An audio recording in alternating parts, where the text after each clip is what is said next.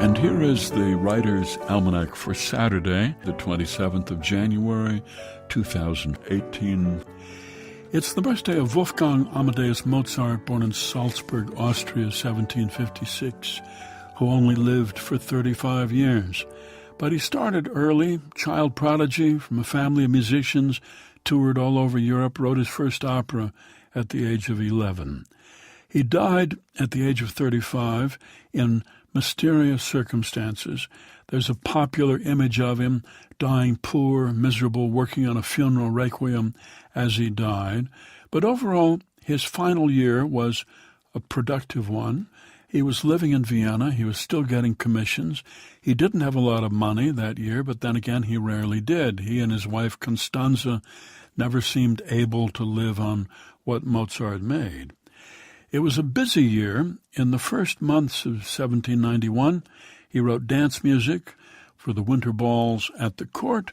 He wrote the Piano Concerto No. 27.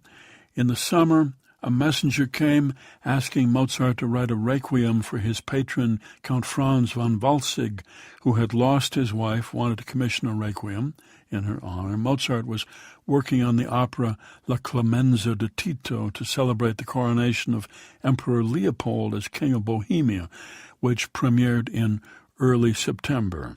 And 3 weeks later, his opera The Magic Flute opened in Vienna, which was a big hit. In October, he wrote the Clarinet Concerto in A, then a cantata for the Freemason Lodge, which he directed himself, November the 18th. Finally, he put all his energy toward the Requiem, but just after the performance of the cantata, he became extremely ill. He had a fever, his whole body was swollen.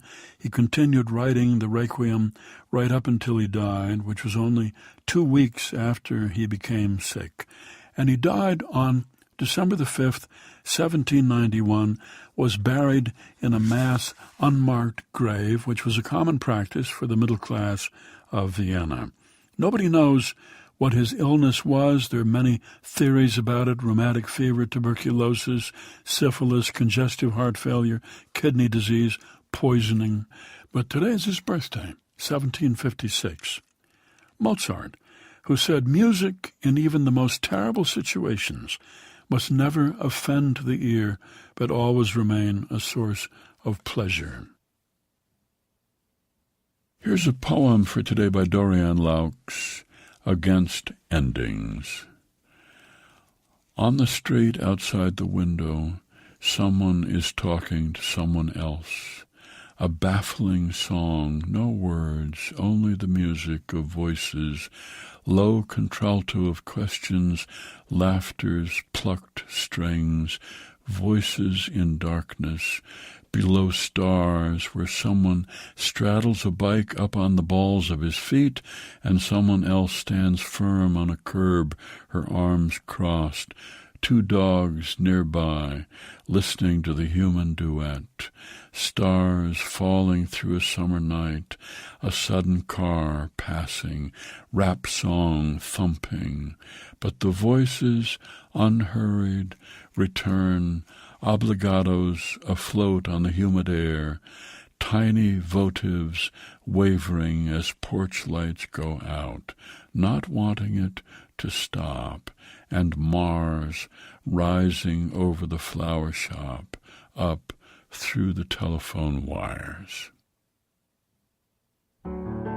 Against Endings, a poem by Dorian Laux from her collection Facts About the Moon, published by W. W. Norton, and used by permission here on the Writer's Almanac, supported by Lumosity, introducing a 10-minute fit test to challenge memory, attention, and problem-solving to calculate baseline scores. Learn more at lumosity.com. And by Progressive Insurance, with its Apron Project, celebrating progress and the people who make it happen.